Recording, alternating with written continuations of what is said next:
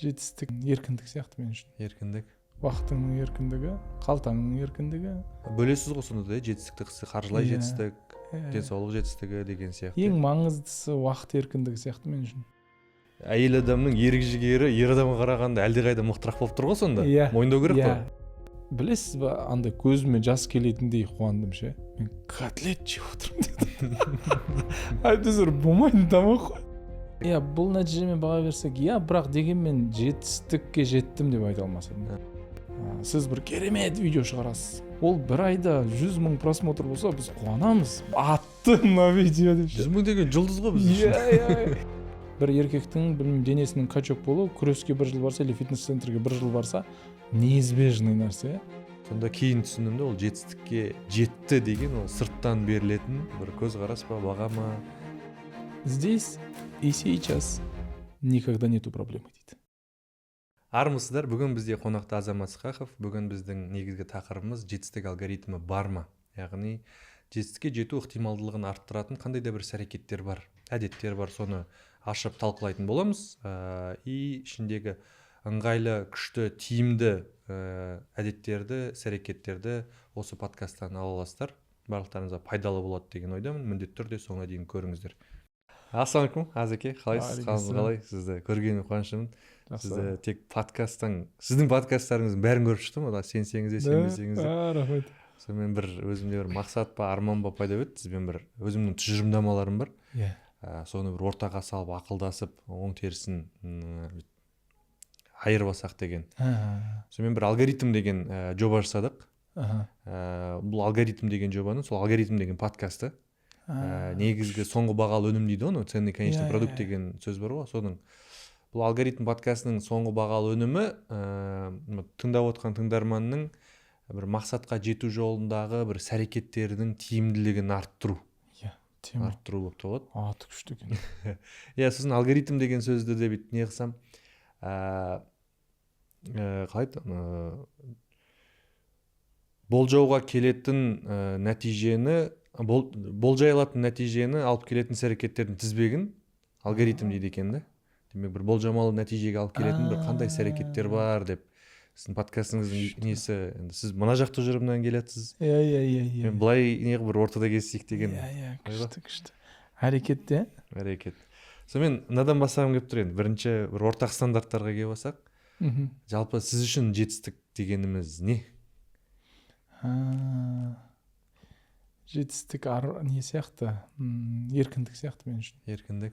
Уақытыңның еркіндігі, қалтаңның еркіндігі, алғың келдің, алды.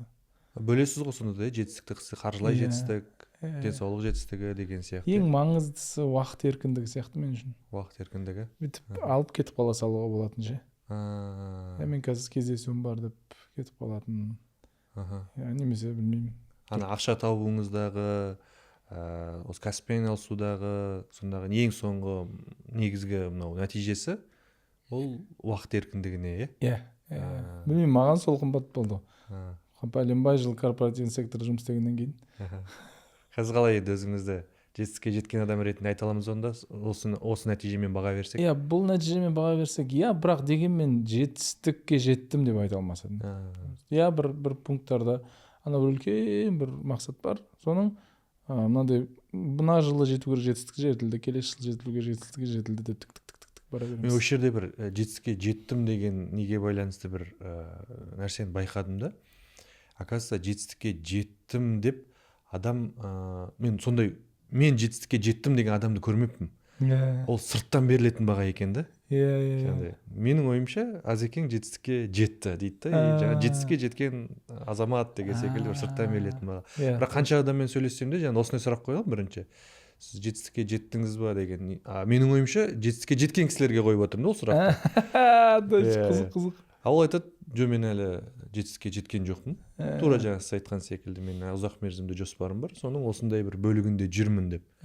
Сонда кейін түсіндім де, ол жетістікке жетті деген ол сырттан берілетін бір көзқарас па, баға ма? Не бар еді ғой, әулиеліктің ең жоғары дәрежесі өзі білмейтін дейді ғой.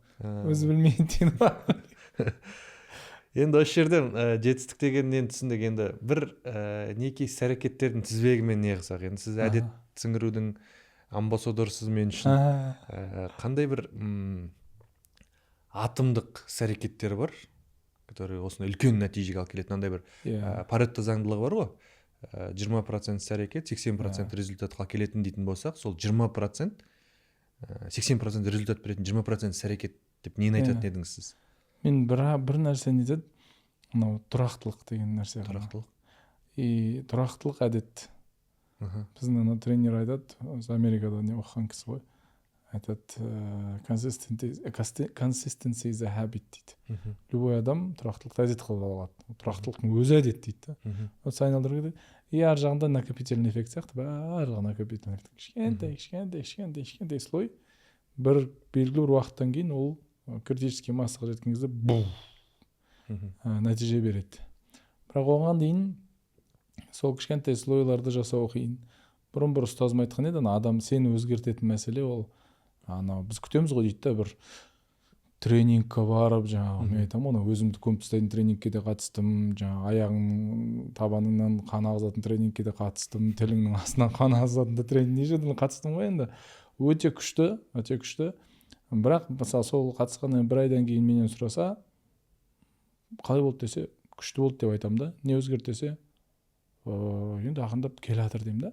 Ол тренингті жоққа шығармаймыз, мощный нәрсе, ол андай бір резкий сдвигқа керек, бірақ мына нәрсені күтпеу керек та, одан болды, одан кейін өміріміз өзгеріп кетеді. Ол бір мынандай бір не береді, күшті бір не береді, сосын сен бәрібір түсесің. Былай түспейтін әрекеттер, іш пыстырылатын кішкентай әрекеттер. Мысалы, білмеймін, күніне таңертең тұрып 5 минут зарядка жасау, ол іш пыстырарлық, түк өзгеріспейтін сияқты, бірақ ол сізді бір көтереді, сіз уже түсе алмайтын дәрежеде көтеріп береді ол. Күніне 10 бет кітап оқу деген сияқты нәрсе. Көтереді точно, бірақ іш пыстырарлық, нәтиже бірден көрінбейді. Нәтиже градиентті байқалмайды. Бірақ уақытпен қарасаңыз, страшно болады. Енді осы жерде тұрақтылық деп айттыңыз. Тұрақтылықты бір сіңірудің бір әдістемелері, лайфхактары, бір алгоритмдері бар ма? Бұлай қарасаңыз, жаңағыдай оңай естіледі да? Просто тұрақтылық, күніне 5 минут, күніне жүр, оңай. Неге 90% адамда ол сіңбейді, қайталанбайды, немесе қысқа мерзімді болып қалып жатыр? Оның бір себебі бар ма? Осы тұрғыда біздің биологический себептеріміз бар.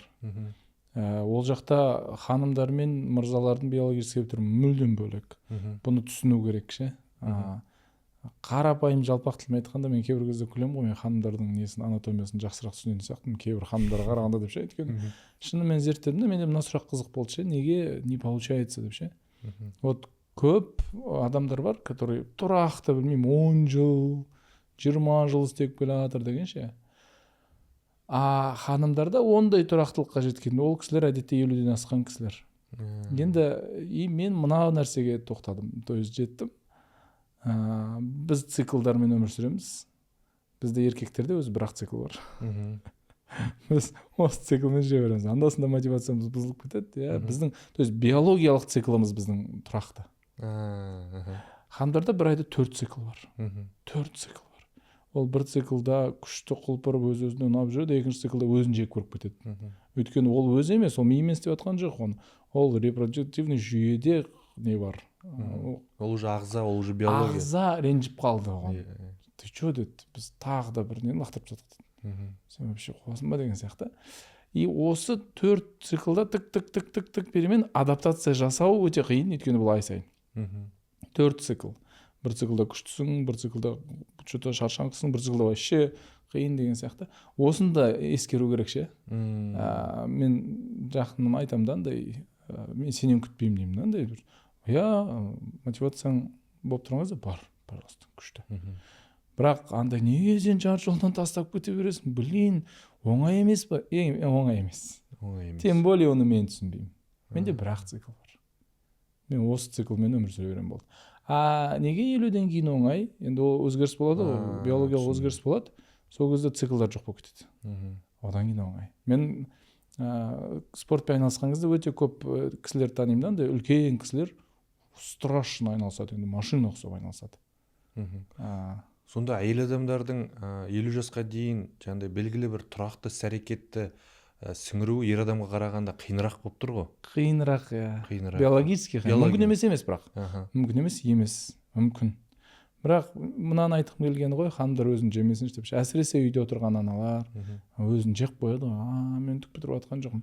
Сонда ерік жігер ер адамға қарағанда тұрақтылығы сіңген әйел адамның ерік жігері ер адамға қарағанда әлдеқайда мықтырақ болып тұр ғой сонда. Мойындау керек қой. Иә. Өйткені андай эмоциональный неде тұрақтылық ұстана алу деген ол үлкен не болып тұр ғой онда. Андайда мысалы бұл жерде кілт мынауда, көңіл күйім жоқ бүгін. Бірақ барам. Спортқа бару көңіл күйім жоқ, вообще жоқ. Әлсізбін, түсініп тұрмын, қазір барғанда 100 килограмм көтере алмайтынымды. Бірақ барам. Бізде мынандай бір мысал болған, күресте Елдос деген бір бауырымыз не болды? Чемпионат болды Алматыда. Соған қатысты да тізесін зақымдап алды. Бинт тағып қойды да, енді оған күресуге болмайды бірнеше апта. Бірақ келесі күні, жексенбі күні болды жарыс. Дүйсенбі күні таңғы 6:30-да залға ақсаңдап келді да, бітіп жатты да залға. Қарап жатайыншы осы жерде деді да. Тұрақтылық осы. Күресуге күреспейді. Күресе алмайды ғой, күресуге болмайды оған. Бірақ залға келді таңғы 6:30-да. Бүйтіп шетке жатты да, жігіттер қарап жатайыншы сендерге деді. Енді қарап жатты да, бізде нейрондық связкаларымыз жұмыс істеп жатыр ғой, ол тренировка жасап жатыр. Анау миындағы нейрондық связкалар уже күшейіп жатыр. Ол қарап жатыр ғой. Сіз бүйтіп қолыңызды алдыңыз, ана кісі аяғын алып алды, ана бүйтті, сөйтті, деп күш сабақ алып жатыр да. Күшті. Мен жақында бір тұрақтылықты бір болмашы бір рилстан көріп, содан өзіме бір сабақ алдым да. Қазір соны сізге тұжырыммен бөлісіп көрейін, сіз оң терісін айтып көріңізші. Бір кісі отжимание туралы айтып жатыр. Жігіттер күнделікті отжимание жасай бергеннен кеуде бұлшық еті өспейді дейді да. Кеуде бұлшық еті өсу үшін жаңағы ауыр салмақпен силовой тренировкалар жасау керек дейді да. Ал күнделікті отжимание жасау ол сенің дисциплинаңа, бір тұрақтылығыңа әсер етуі мүмкін. Бірақ точно бұлшық еттің өсуіне емес дейді да. Содан кейін тренер кісі. Содан кейін мынандай идея кетті. Мен неге, оказывается, отжиманияны бастаймын, таста кетем деген кезіндегі нем келді да идеям. Мен 10 күн жасаймын. 10 күннен кейін жаңағы кеуде бұлшық етіме қараймын. Өспеген. Қой деп тастайды екенмін да. Сөйтсем, мен жасап жатқан іс-әрекетімнен ол іс-әрекет бермейтін нәтижені күткен кезде, ол тұрақтылық ретінде кірмейді екен да. Өйткені ол негізі мынау жаңағыдай тұрақтылықты беру мүмкін, күнделікті бір білмеймін, бір өзіңді сәл сергек сезінуің мүмкінсің, бірақ точно ана кеуде бұлшық етіңді массивін өсірмейді да. Мен одан кеуде бұлшық етін өсіретін не күтіп жүрмін, результат күтіп жүрмін. Ең қызығы бір 10-15-20 күннен кейін ол результатты қараймын, жоқ. Сол кезде андай бір адамда бір некий выгорание пайда бола ма, өйткені нәтижелер арасында айырмашылық пайда болды, жасап жатқан іс-әрекет мен күткен нәтижесінің ортасында. Содан кейін түсіндім да, демек тұрақтылықтың негізгі сіңбеу себебі мен бәлкім ол іс-әрекет беретін нәтижені емес, ойымда басқа бір нәтижені күтіп жүрген болуы мүмкін дедім да. Тренировкаға деген мақсатымды өзгерттім ше, осыдан бір 4-5 ай бұрын. Қазір андай басын салмақ тастау не еді, жаңағыдай 1-2 күн барам, бір айдан кейін салмағым бір орнына жылжымаған секілді болды, уже настроением түсіп баратқан кезі ғой. Кейін не қылдым? Мен тренировкада тек қана қазір тұрақтылық үйреніп отырмын. Күшті. Мен тренировкада ол показу емес, пока кеуде бұлшық етін жинау емес. Өйткені анау кеуде бұлшық етін жинау деп те бір мақсатпен жұмыс жасап көріп едік. Бір 3-4 айдан кейін бір белгілі бір результатқа жеткеннен кейін оны тастап кетеді екенсің. Бір көзіңе бір эстетика көріне бастаған кезде жетіп қойдым ғой деген сияқты. Кейін түсіндім, что мен бұл күніне тамақ ішу секілді, мысалы тамақты уже мақсат ретінде қарамайсың, бірақ тамақ ішуің керексің. Тура сол секілді бұл бір керек зат, тұрақтылық. И жаңа сіз секілді көңіл күйім болмайтын кездер болады. Машинаның алдында отырып аламын да, тренировкаға келіп аламын да, өзіме бір 5-10 минут уақыт беремін жаңағыдай. Успокоиться дейді ғой. Бірақ сол настроениемен кіріп кетемін. Кейде өзімді алдаймын. Үйде жатырмын, уже настроением жоқ. Давай машинамен тренировканың алдына парковкаға дейін барайық. Бір айналып шығайық енді, көрейік деген. Барып алғаннан кейін бір ішіне кіріп шығайық. Күшті ғой. Ең жоқ дегенде парилкасына түсіп қайтамыз. Парилканы жақсы көремін. Ол кіргеннен кейін бір беговойда бір 1 километр жүгірмей ақ қойық, жүрейік. Иә. Наушникті салып алды, не қылды, жүрейік. 1 километр деген өзі қызғаннан кейін басылады екен өзі жаңағыдай. 3 километр. Тоқтай алмайсыз уже. Сосын анау күтпеген результат алып шықтыңыз ғой. То есть мен о баста вообще 10 километр жүрем немесе жүгірем деген мақсат болмады ғой. Иә. Мен хотя бы барсам деп барғам. А 10 километр жүріп шыққаннан кейін өзінде бір андай ерекше жеңімпаз сияқты сезінеді екенсің да. Таңертең алып алдыңыз жеңімпаз. Иә. Содан кейін түсіндім да, біз оказывается істеп жүрген іс-әрекеттерімізден реальностағы дейміз ба, нақты нәтижесін жаңағыдай өлшей алмайды екенбіз ғой деген сияқты. То есть көре алмайды екенбіз. Басқа нәтиже күтіп жүр екенбіз ғой деген. Енді осы тұжырымым керемет, тура керемет. Ана уақыт деген және мекен деген нәрсе квантовый физика үшін жоқ. Иә. Мүлдем жоқ. Уақыт и мекен. Дәл қазір миллион вероятность бар дейді олар. Иә. И ол рас. Өйткені дінімізде де мысалы имам Бухаридің жазған кітаптарын санын санаса, негізінде ол бір күніне 8 кітап беру керек. Сондай бір ұмытып қалдым ба? Сондай бір нереальный сан. Санға келеді. И ол жерде ол уже уақытпен шектелмейді, ол физикадан өтіп кетеді. Мысалы там Хазірет Алидің бір үзеңгіге аяғын салып, екінші үзеңгіге аяғын салғанша Құранды хатым ететін деген бір не бар ше, сөз бар да. Енді физикалық тұрғыда мүмкін емес. Сен оп деп міне екінші үзеңгіге салып, қанша 3 секунд.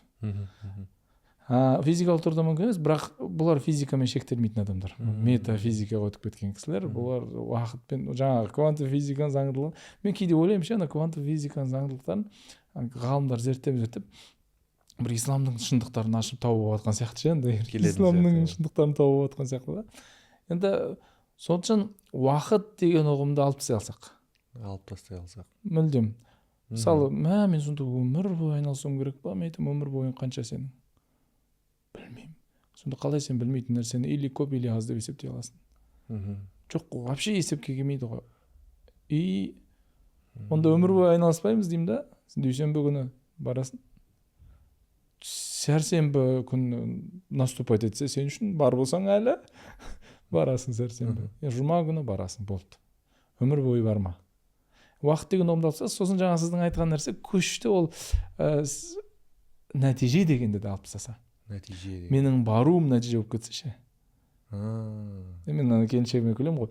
Мысалы сіздің қолыңызды көріп тұрмын ба, блин, мощный да, футбол уже жетістік ше, еркек үшін футболғыдан бүйтіп тұр ғой. Бицепстің енді айтам ғой, мына киіміңіз сізді ашады екен дейді. Мен айтам, киім адамды ашпайды, дене киімді ашады деймін да. Сол сияқты отырасыз. Дене киімді ашып тұр ғой. Ол мен нәтижеме жетті. Рас. Енді Саймон Синек өзінің бір кітабында Infinite Games деген бір кітабы бар. И сол жерде қызық бір теория ұсынады. Айтады, өмір ойын дейді. Өйткені ойыншылар бар дейді, біз бәріміз ойыншымыз дейді. Басылатын уақыты бар, адам туылған кезде ойын басталды дейді. Бітетін уақыты бар, адам қайтыс болған кезде ойын бітті дейді.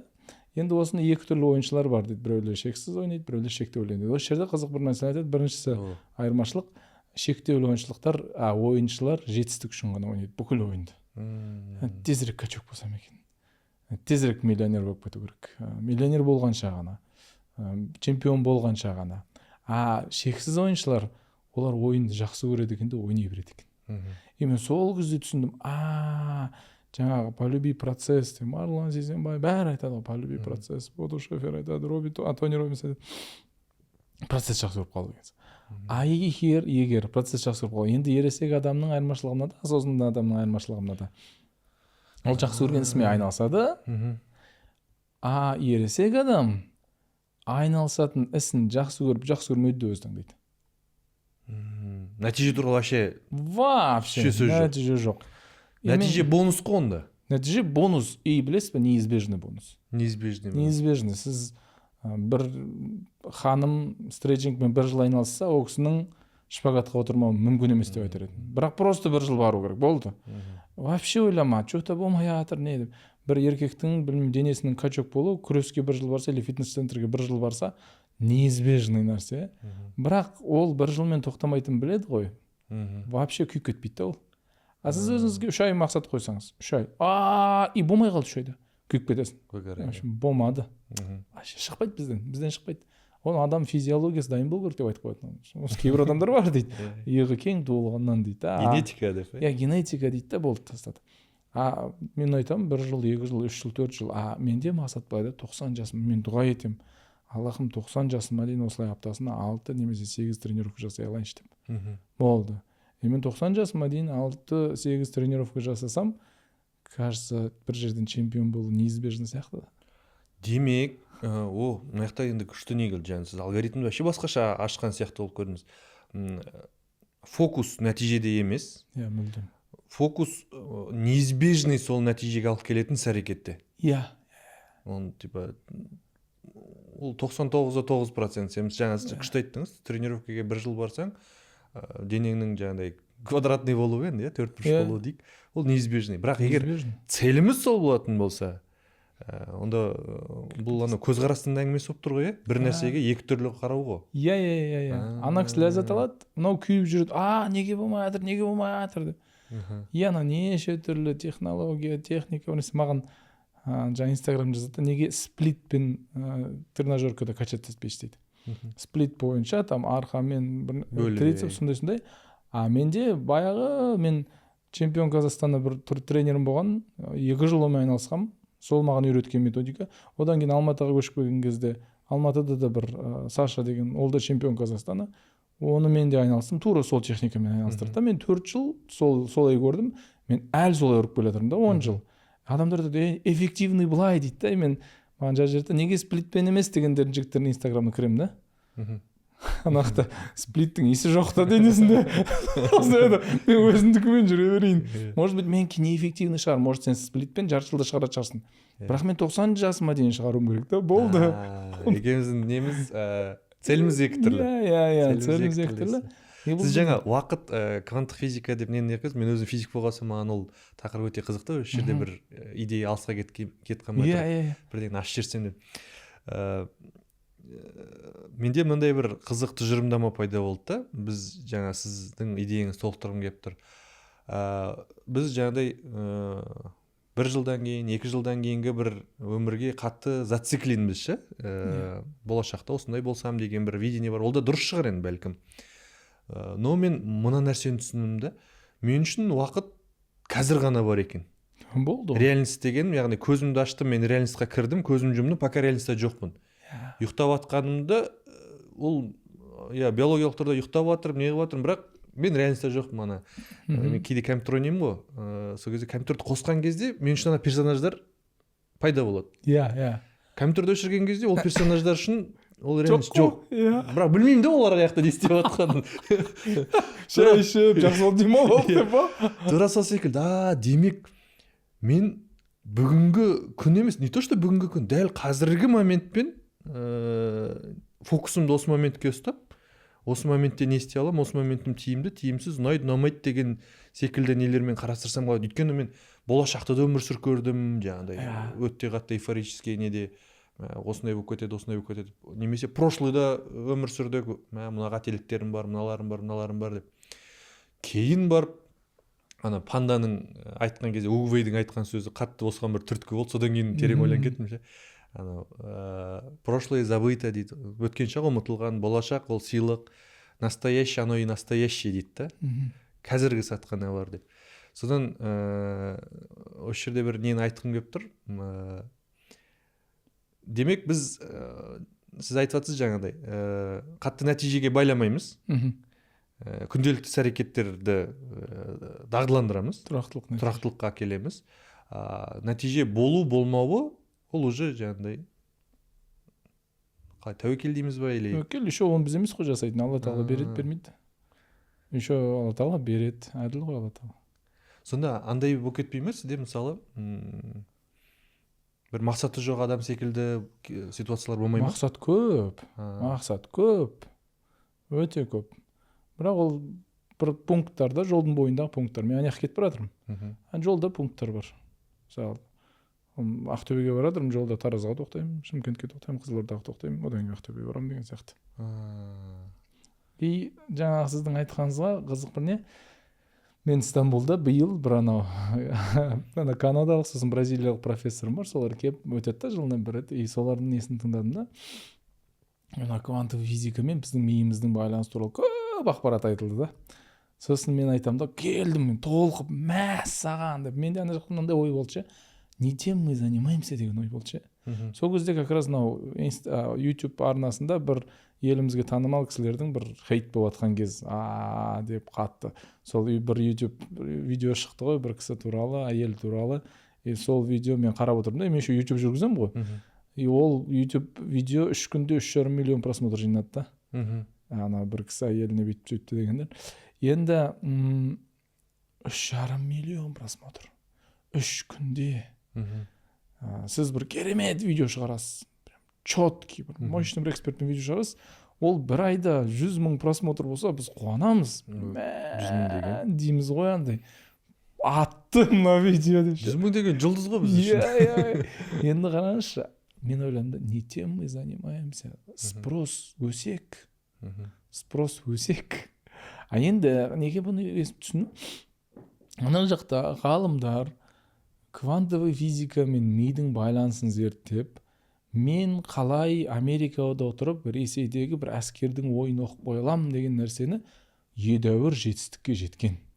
Кәдімгі бұл кәдімгі құжаттар 2003-ке ма 1983 жылға дейін ба засекреченный болған құжаттар, ғылыми статьялар. Ғылыми статьялар, әскери статьялар.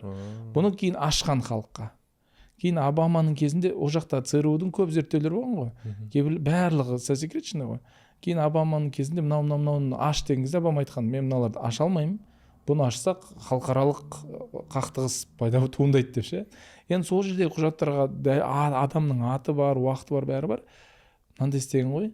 Мысалы, Союздың подлодкасының қай жерде жүзіп келатқанын айта алғанда адам. Мынандай просто отырады, шырата далгата сандар айтады.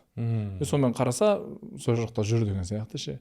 Бұған жеткенде адамдар квантовый физикамен. Мен осындай нәрселер айтамын ғой, оказывается, карта сознания деген бар екен, анау екен, мынау екен, біздің көңіл күйіміз, жаңағы миымыз, денеміз и сөзіміз, жаңағы жүрек қосылады.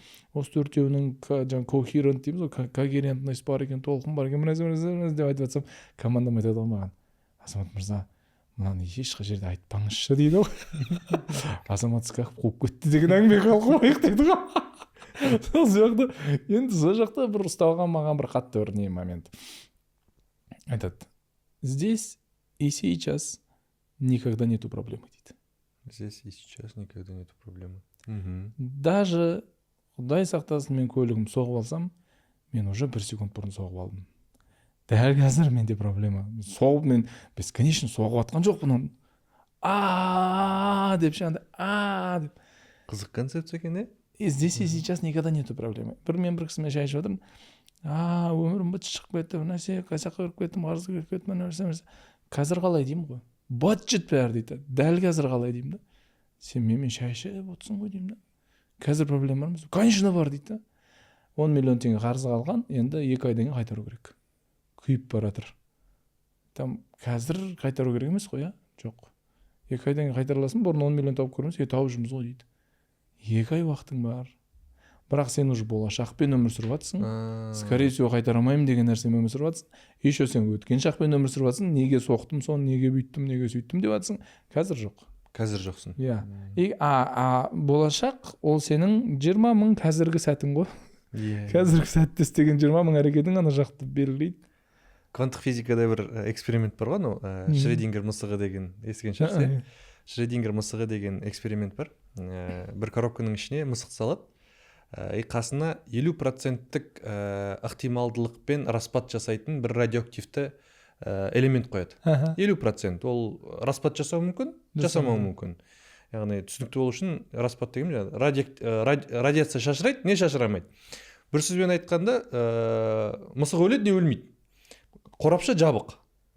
Ішінде 50% вероятность. Біз үшін мысық дейді да, ол бір моментте и өлі, и тірі дейді. Бір моментте и өлі, и тірі дейді. Тек қана қақпасын ашқан кезде ғана біз бір положенияны фиксировать етеміз. Не өлі мысықты, не тірі мысықты фиксировать етеміз дейді да. И бұл кезіндегі сол кванттық физикадағы үлкен не жасаған бір ментальный тәжірибелердің бірі болған. Андай бір күшті концепция алып келді. Тура сол секілді, жаңа сіз айтқан секілді. Сен болашақ нәтижең ол не то что жаңағы өлі тірі мысық секілді емес, негізі 20 000 вариант, может шексіз вариант, мультивселенныйдың несімен келетін болса, шексіз вариант. Иә. Ол пока белгісіз. Вообще. И сен анау қақпаңды аштың деген ол іс-әрекетің болып тұр ғой, енді жасаған шешімің болып тұр ғой. И сол шешімің қай реальностьті саған көрсететіні дейміз ба, немесе қай реальностьті саған, ал қай нәтижені қай веткамен барды. Иә. Ал енді сонда мынауымыз бұны тек қана позитивный настроймен сонда шешеміз ба? Солай болып тұр ма? Әрекет тек қимылдай берем. Болды. Иә, жасай берем, мен жасай берем. Нәтиже жоқ. Нәтиже жоқ. Қызығы. Сонда біз қазір былай айтып тұр. Біз сіздің айтып тұрған неңіз енді нарықтағы үлкен идеяға қарсы идея ғой. Нәтиже жоқ. Нәтижеге фокус қоймаймыз. Бар ма жоқ па, жаңағы Шредингер мысығы секілді белгісіз. Ең қызығы қай нәтижені алсақ та біз бір нәтижені аламыз, ол өлі мысық болуы мүмкін. Ол тірі мысық болса да біз ол нәтижені қабылдаймыз. Иә. Типа эмоционально қабылдамаймыз, жаңағыдай физиктер айтпайды ғой, мысығым өліп қалды, типа енді физиктер андай не эмоциональный адамдар, олар нәтижені қабылдайды. Нәтижені фиксировать етеді. А бізде қарасам, біз неге шешім қабылдаудан қорқамыз, немесе әрекет жасаудан қорқамыз десек, біз тек тірі мысықты ғана қабылдағымыз келеді екен да. И ашсам қазір өлі болып қалам ма деген нәрсе анау әрекет тоқтатады екен. Сонда біз уже нәтижеге байланып тұрық қой негізі. Ал физиктерде оларда эмоция жоқ, олар мысық өлді. Байқайсыз ба, оларда да констатировали смерть дейді. Иә. То есть сен қабылдамауың мүмкін, бірақ біз констатируем. Ол сен қабылдасаң да, қабылдамасаң да шындық бар. Иә. Енді осы жерде мына нәрсені бір ашып кеткім келіп тұр да. Біз қазір метафизика әлеміне қарай кетіп жатыр, бірақ кетейік. Күшті кетіп жатыр. Кез келген нәтиже енді қайырлы. Әрине. Кез келген нәтиже қайырлы. Осыны жақында бір не көріп қалдым. Бір рилс көріп қалдым. Рилс емес, негізі үлкен бір жаңалық болды. Бір қыз самолетпен ұшып бара жатқан, и өзінің иллюминатордың қасында, терезенің қасындағы орнында отырған. И бір баласы мен мамасы кеп, енді ана қызды буллит еткен ғой. Жаңа мен қызыма орын бер деген, ана қыз мен бере алмаймын, мен өзім орын сатып алғам. Мен құқығы бойынша оныкі дұрыс. И қыз оны мамасы видеоға түсіріп, жаңа әлеуметтік желіге салып жүреткен. Мен қызыма осындай орын бермеді, бақ кішкентай балам орын бермеді, мынау көргенсіз, жаңа ұятсыз, не деген. И оны бүкіл әлем болып хейт етеді. Бүкіл әлем хейт етеді. Прям енді ананы хейт етпеген адам қалмайды. Енді бүйтіп қарасаң бір жаман ситуация болып жатыр. Ойлашы, сен бүкіл әлем хейт етеді. Жаман ситуация болып жатыр. Енді қараңыз, бірақ қалай айналады. Оны не қорғап шығады? Жаңағы авиалиния қорғап шығады, ұшқан. Бұл біздің неміз, біз сол жерде бортпроводник ретінде оны арша түсіміз қажет еді. Біз сізге типа мәңгілік осындай бірдеңе береміз дейді.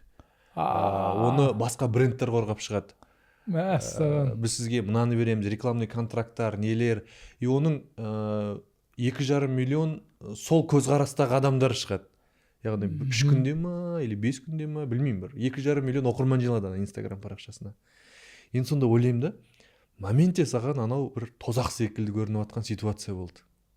Енді бір жаңағы Шредингердің мысалында айтатын болсақ, өлі мысықтың нәтижесін алдың сен. Бәрі болып жатыр. Бірақ қалай айналып келді да, сол қайырлы болып. Ең соңында жаңағыдай бір күшті неге шығарды да. И оны болжап айта алмайтын еді ғой ол қыз. Оны болжап айта алмайтын. Мен қазір бүйтсем былай болады деп айта алмайтын еді.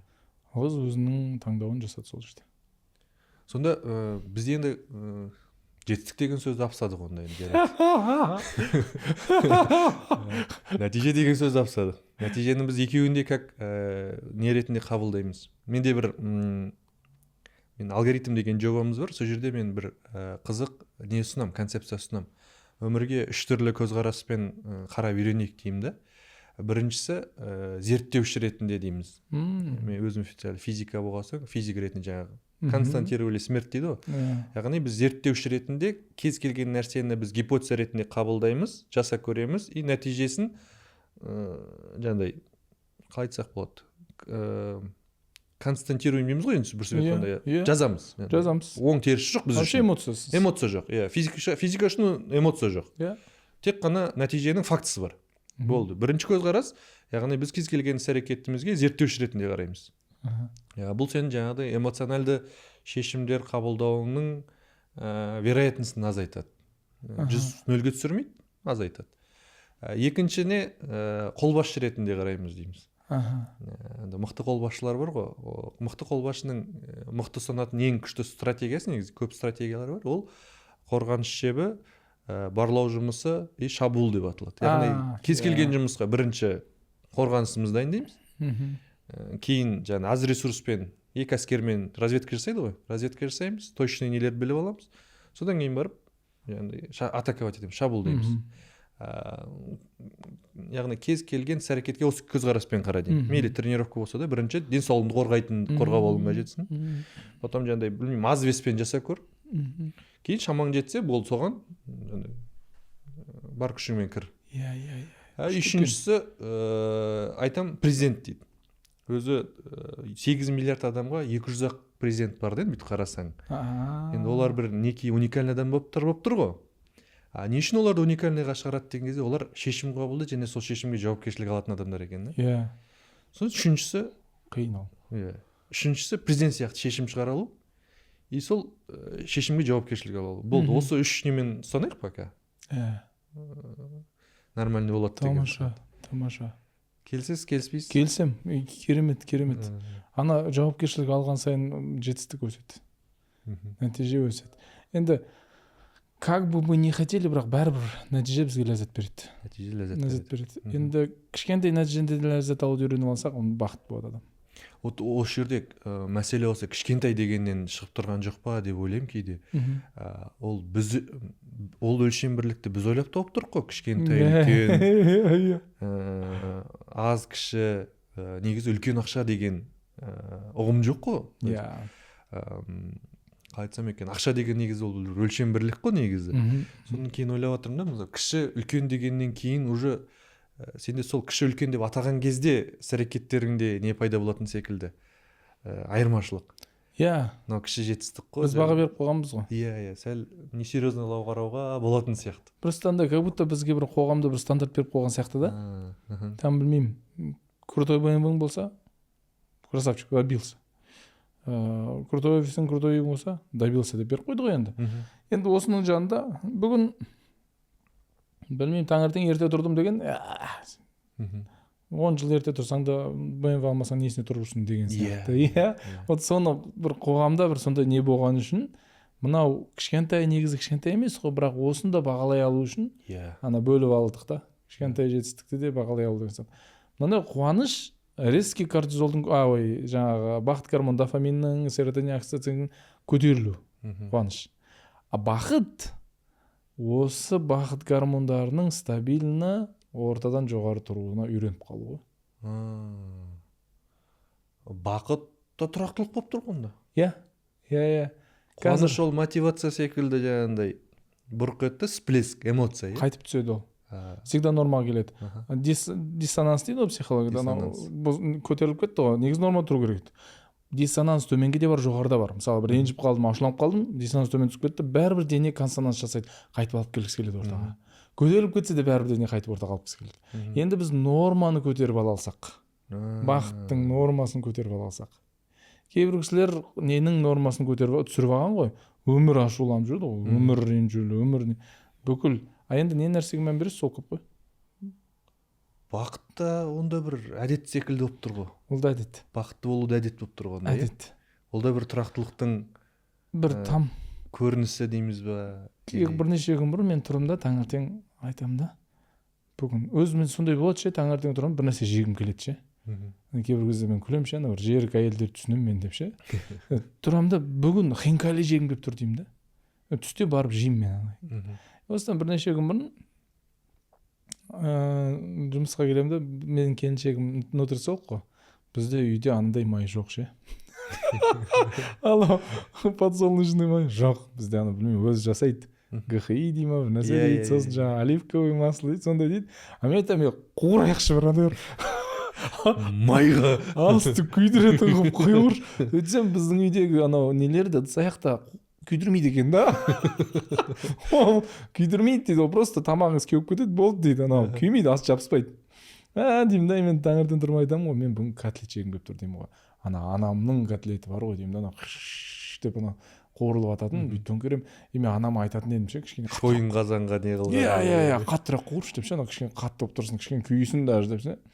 Сосын түскі асқа іздедім сондай бір котлет қуыратын жер бар ма? Адам сияқты бір жақсы диетический емес деп. И барып жедім да, и білесіз ба, андай көзіме жас келетіндей қуандым ше. Мен котлет жеп отырмын деді. Әйтеуір болмайтын тамақ қой. Ана жақта білмеймін, равиоли тұрған кезде, білмеймін, бір күшті бір паста тұрған кезде біздің оғымда көтеріп қойған.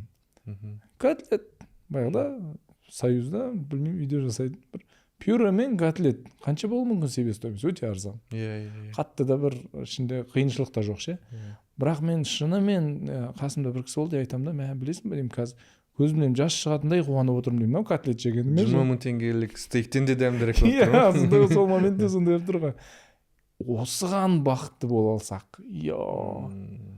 Өйткені потребительский қоғамда мен сіздің бақытты емес қыла алсам, сізге өзімнің қымбатырақ көлігімді сата аламын ғой.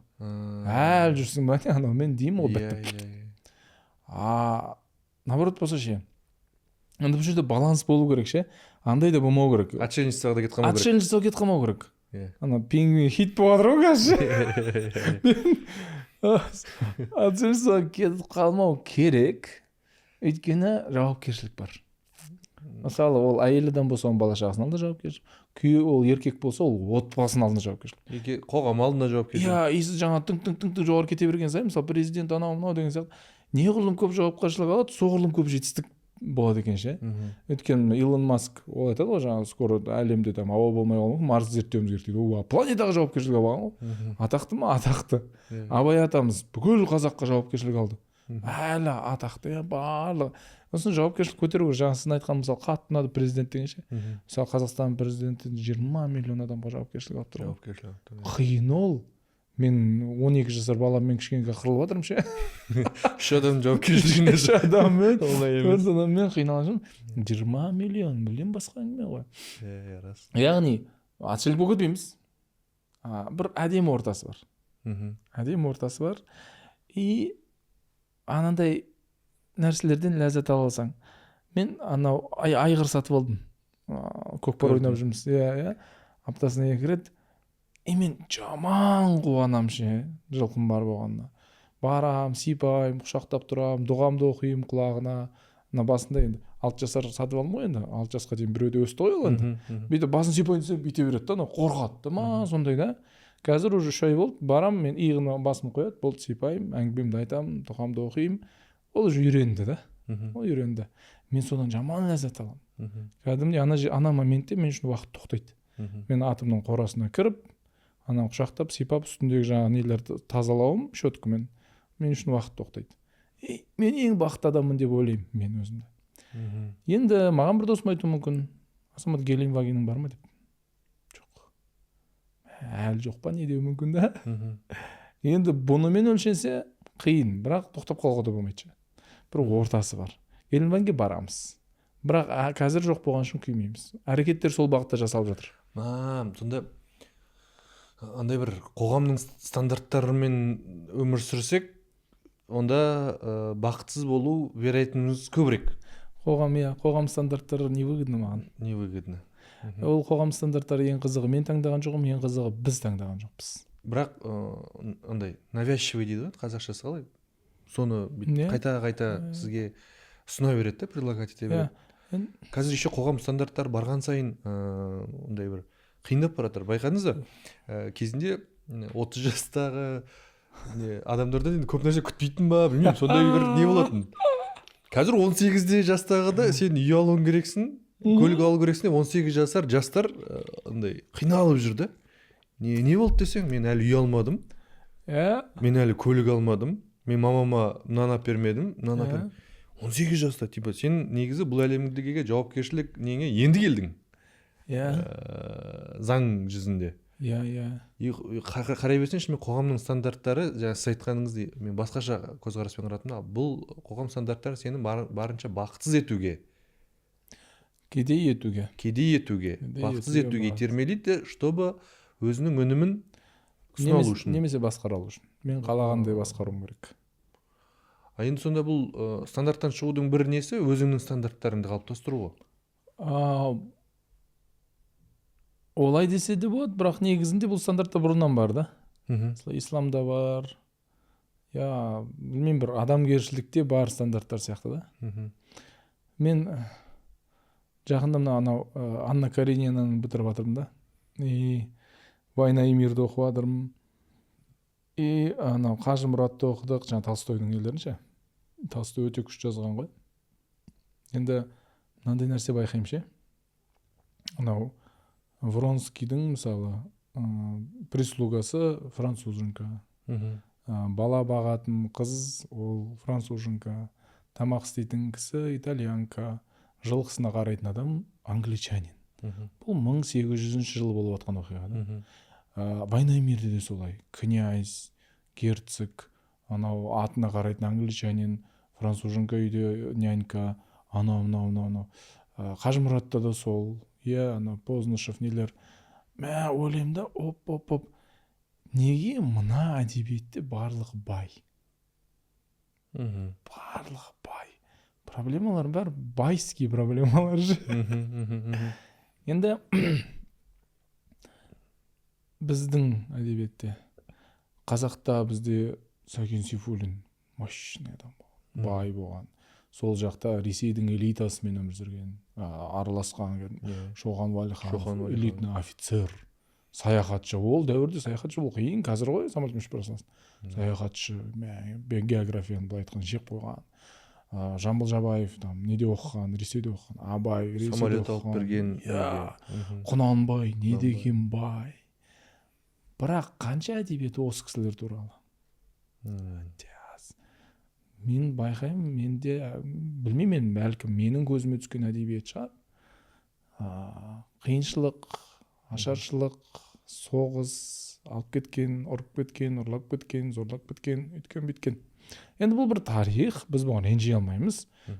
Бізде бұл бір тағдыр, біз оны өттік просто болды. Бұл бір тарих болсын, без эмоций. Бірақ бұның өзін союз цензура қойып қойды ғой. Бізге егер біз оны мақтамасақ шығара алмайтын еді ол кітапты. Сол үшін мен ол кісілерді түсінемін, ол кісілер шығару үшін әйтеуір нету керек болды да. Бірақ анау стандарт қой бұл. Стандарт қой бұл. Қандай стандарт қойды? Әйтпесе мысалы біздің кітапта байлар туралы керемет нәрселер айтылған ғой. Мысалы Сары Қазақта, Ақбілекте байлар ас берген апта сайын ауылға.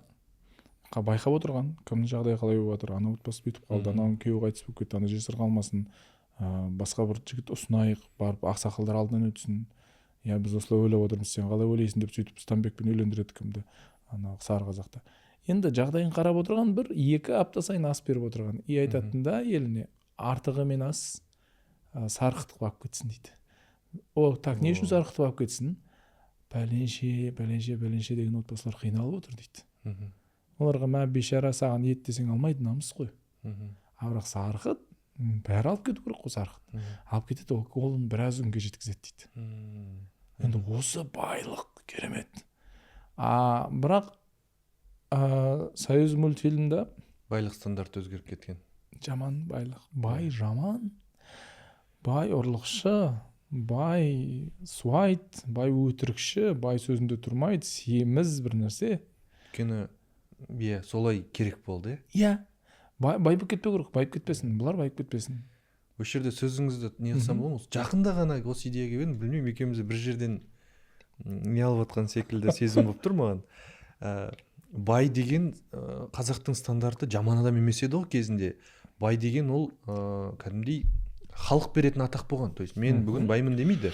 Бай деп белгілі бір ауылдың медресесін, сол ауылды азық түлікпен қамтамасыз ете алатын, ашаршылықта не қыла алатын, яғни сол ауылға жауапты адамды бай дейді екен. Оның ауыл үшін несі жаңағы жауапкершілігі бар адам бай дейді да. Ол бір. Екінші, байлардың жаңағыдай той жасаудағы негізі мақсаты ол не қылу емес, шашылу, не қылу емес еді. Ол кез келген нәрсені сылтауратып той жасаудағы негізі мақсат садақа ретінде тарату, жаңағы басқа адамдардың қарын тойдыру, 30 күн ойын, 40 күн тойын деген содан шыққан не екен да. Яғни бұл мақтану емес еді негізі тойдың негізгі себебі. Неге қазақ шынымен тойшыл болған? Ол бірдеңені тойлай беру мақсатында емес, яғни кез келген нәрсені себеп қылып, яғни тарата алу, садақа ете алу мақсатында екен да. Яғни бізде тойға бұрын бай үшін тойға келіп деп ақшасы бермеген ғой, ақша жиналмаған ғой. Тек байдың шотымен халыққа таратылатын. Кейін ойлаймын да, онда біз қай жерден бір сәл бір ол жасанды, кәдімгідей жасанды. Анау жағдайдың бәрін жаман қылып көрсетті ма, байды жаман қылып көрсетті ма, мультикте сондай ғой. Мен есімде антилопа гну деген мультиктер бар еді. Ана Раджа деген бай бар еді. Ой, бір семіз, бір ұсқынсыз, ана бәрін жегісі келеді, ақыр соңында алтынға көміліп өледі сол. Енді мен кішкентай кезімде ойлаймын да, мен бай туысқандарым бар. Байқасаң, әулет қатты жақтырмайды да оны. Сол кезде ғой, бірақ сол кезде мен кішкентаймын ғой. Мен де жақтырмай жүрмін да. Саған не? Деген сияқты ғой, енді кішкентай баласың ғой. Бірақ мен де жақтырмай жүрмін. Қазір мен ойлаймын да, көкем молодец екен ғой. Сол дәуірде үйтіп движение жасап, нағашы ағам бар, Ресейден вагонмен заттар алдыратын еді. Ол 90-шы жылдар үшін ол деген страшный нәрсе да. Өте үлкен риск. Өте үлкен риск, рекет бар, біреу бар, просто атып кете салады сені уже. Еще документ қағаз ғой, қағаз жауып кетсе бітті сенде. ЭЦП-мен тіркеліп тұрған жоқ ол. Қағазбен келе жатыр да ол. Деген сияқты. Молодец екен ғой деп ойлаймын да, көкелер. Андай жауапкершілік алды, рискті алды, байып кетті. Четко. Енді бұл қандай саясат? Жақында Қош бол Гүлсарын оқыдым. Тура жаңағы союздың социализм, капитализм, бай болмайды, бәріміз ортақ боламыз деген саясатты күшті жеткізген да.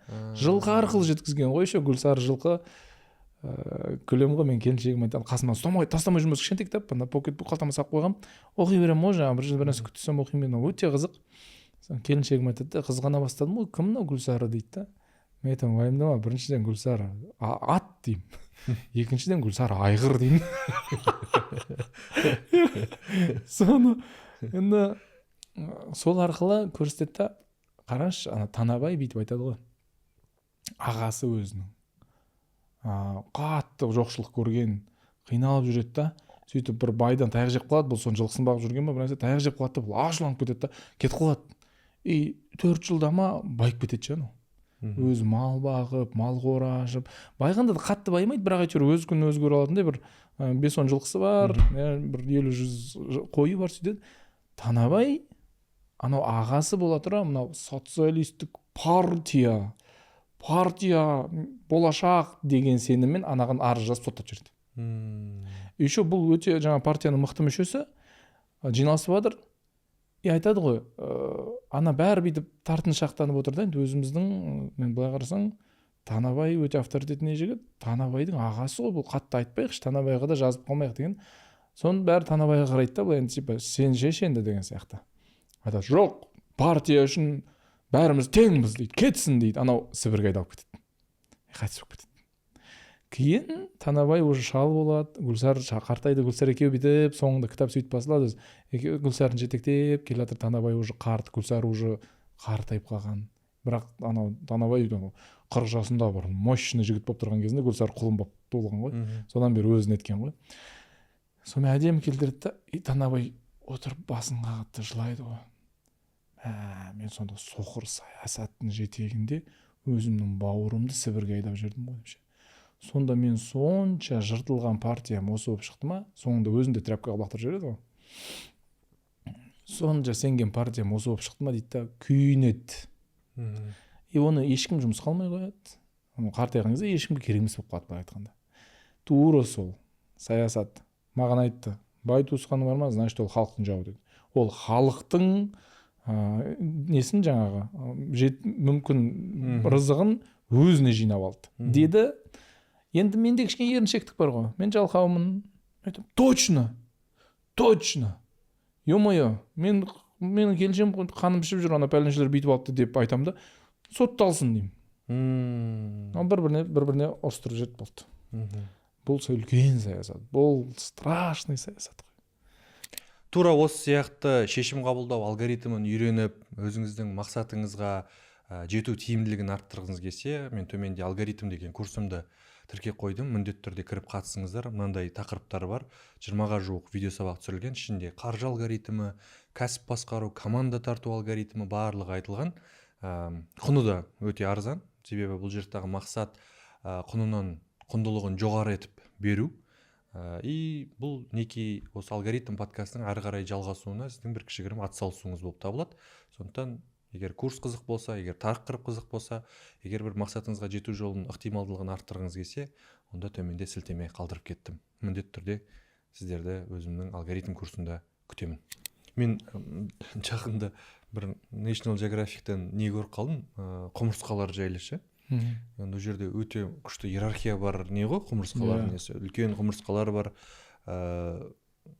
солдаттар дейтін, жұмыскер құмырсқалар бар.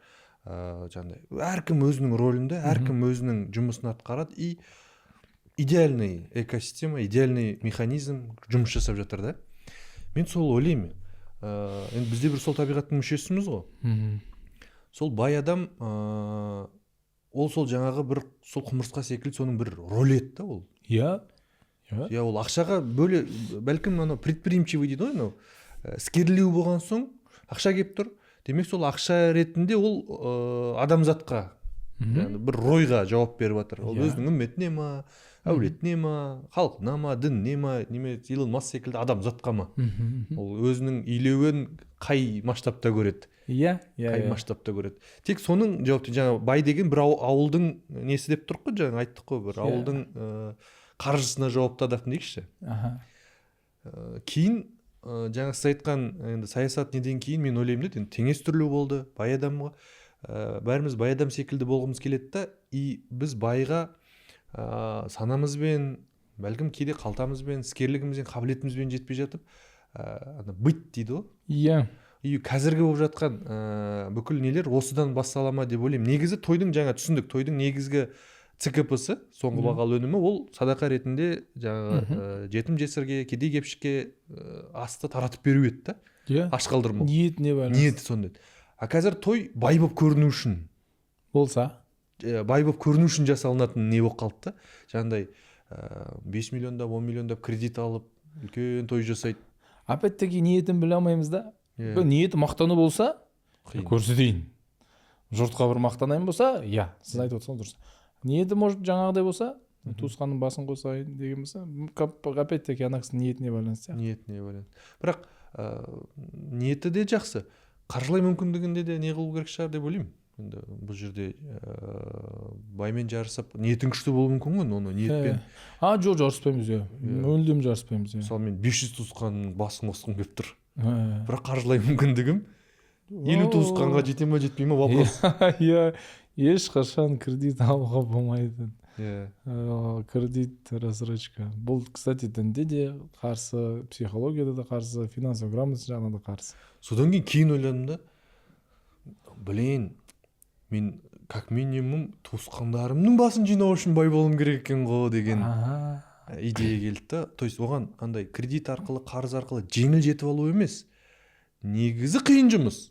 200-300 адамның басын қосу деген, егер сен садақа ретінде таратып, жаңағыдай олардан ақша талап етпей, өзіңнің қуанышыңды, жаңағыдай шүкіршілік жасап, қуанышыңды бөлісу мақсатында той жасайтын болсаң, ол негізі қиын екен. Қаржылай жағынан қарайтын болсаң. Ондай байлық деңгейіне жету үшін, бұнда маған біраз жұмыс жасау керек екен деген ой келді. Деген ой келді. Бір кісі айтатын еді, үйге қонақ шақырған кезде сыйлық беріңдер дейді. В смысле, сен қонақ шақырдың? Айтады да андай, маған уақытыңдарын бөлдіңдер. Еще жаңағы тамақ жеп кішкене жақтарың шаршаттым мен. Міне сізге сыйлық деп. Вот круто. А оның бір кішіпейілдіктің шегі жоқ сияқты ше. Иә. Байлықтың да шегі болмайды. Кстати. И бір финансовый еркіндік болу үшін анау как будто бір шындығында бар ақшаңнан сәл аздау жұмсау керек сияқты да. Иә. Бір кісінің сөзі бар, ұмытып тұрмын. Бір бай кісінің байлық деген не десе, активпен, яғни табыспен, міндеттемеген қарыз дейікші. Қарыз демей қойып, міндеттеме деген қалай түсіндірші. Міндеттеменің ортасында 1 теңге разница болса, сен байсың дейді. Иә. Табысың мен міндеттеменің ортасында 1%, 1 теңге айырмашылық болса, сен байсың дейді. Нәпсі потребительский айтады ғой. Алып ал, кредитке алып ал, ничего жауып тастайсың. Зато жұрт кішкене былай басымды көтеріп жүрсін дейді. Стоп, жоқ. Қол жағдайың жете ма? Сәл төменірегін алам, и мен уже жағдайым деп көтеріліп уже тоқтата алмай қалған кезде можно уже басқа нәрселерді ала беруге. Проблема мынада, мен артық алып қойып отырмын. Жаңа неге қайтып келсек, уақыт жоқ дегенге бүйтіп қайтып келетін болсақ, уақыт жоқ делік, қазіргі бар. Демек мен сұрақ қоюым қажетпін. Мен қазір ала аламын ба бұны, иә? Иә. Болашақпен төлемеймін. Білмеймін өйткені оның бар жоқ екенін білмеймін. Кредит сен болашақ қайсақ кіріс қойдың. Иә. Сонда мен дәл қазір ала аламын ба? Болды. Иә, жоқ ба, вопрос оңай. Иә, керек емес. Екінші сұрақ да. Жоқ болды. Иә, жоқ. Алмайсың. Бір нәрсеге ақшам жетпейді деу негізі ұят емес қой. Иә. Бірақ ұят қылса бар. Разница қандай еді? Мысалы, осыдан бір 20 жыл бұрын крузак айдап жүрген кісі шынымен бай еді ол. Өйткені ол барып 70 миллионға, 100 миллионға наличкамен алған еді. Шынымен бай еді. Қазір мен не істеймін? Барам 5 миллион теңге предначал құйсам, кредитке 8 жылға кредитке алып аламын да, и мен де крузакпен жүремін да. Негізі сіз бағана айтқан быт, мен бүкіл жан тәніммен әлі крузак айдайтындай бытқа келген жоқпын мен. Мен обязательно бір косяк жасаймын. Мен деген бір ақшам жетпей қалады оның, арзан дөңгелек аламын, соғам, сосын жөндей алмаймын оны. Әшейін бамперін соғып нетсең, радиатор анау 5 миллион дейді, мен айтамын, менде жоқ 5 миллион. Сонымен жүремін, проблема деп. Анау быт қой. Ол біріншіден соғылмайды. Не үшін соғылмайды? Біріншіден ол асықпайды. Екіншіден ол тек қымбат дөңгелек салады, қымбат запчасть қолданады, қымбат бензин құяды деген сияқты. Бәрін істейді. Ол жаңағы болмысы бай. Менің түрім ғана бай. Иә. Түрім ғана бай. И мен оны көтере алмағаным үшін мен жек көріп кетемін. Жаңағы сіз айтқан диссонанс секілді, ненің откаты болады, бәрібір консонансқа келеді. Бәрібір келеді. Осы жерде де қолдануға болады ол нәрсені. Сол ғой, мен кредитке алып алдым өйткені менде жоқ. Ертең оның досымның BMW-сы бұзылып қалды да, бір датчигі күйіп кетіпті. 2 миллион 700 мың теңге тұрады дейді. И ол датчикті Германиядан 2 ай ма күтті. Көлігі тұрды. Ол барды да салоннан тағы бір машина алып айдап жүрді. Болды, пока күтіп тұрды ол. Ақшасын төлеп қойған, просто күту керек енді. Вот бай. Енді сіздің көлігіңіздің бір датчигі 2 миллион 700 мыңға бұзылып қалса, сіз оны қазір тапсыз бере алмайтын болсаңыз, ол көлік болмау керек еді сізде. Ол көлік болмау керек еді сізде. Сонда жаңағы сұраққа бүйтіп қарасақ та бір фильтр болып тұр, дәл қазір ала аламын ба? Әдемі. Әсер етпей ме менің қаржылай неме, қорғаныс шебіме дегендей. Егер әсер етпесе, онда ала аласың. Әсер ететін болса, болашағымен төлейтін болсаң, онда пока керек емес деген секілді қарастақ болады ол. Күшті тұжырым. Алып алайық деймін да, сосын жинайық, жатқан Марғұн Сейсенбаевтың айтады ғой, жаңағы кредит ол сенің ақшаға сабырсыздығың дейді. Иә. Сабырсызсың. Срочно керек маған қазір. Бағасы просто басқалар айтады, зеке ема деп айту ғана ғой бағасы сонда. Айтпесе басқа не болмайды. Кейде мен жаңағы сөзіңізді бір толықтырғым келіп тұр. Шынымен көп нәрсе өзімізге негізі керек емес қой, бүйтіп қарасаңыз.